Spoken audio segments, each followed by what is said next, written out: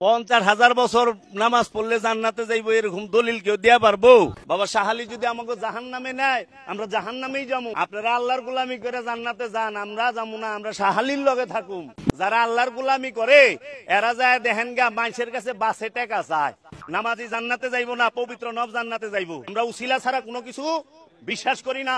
আমরা চামু বাবা শাহালির কাছে, শাহালি আমাকে উসিলা, বাবা শাহালি আমাকে উসিলা। বাবা শাহালি যদি আমাকে জাহান্নামে নেয়, আমরা জাহান্নামেই যাবো।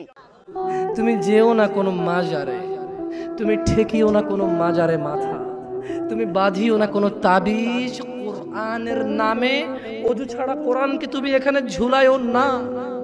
তুমি মহিলাদের মাসিক অবস্থায় কোরআনকে ঝুলাইও না।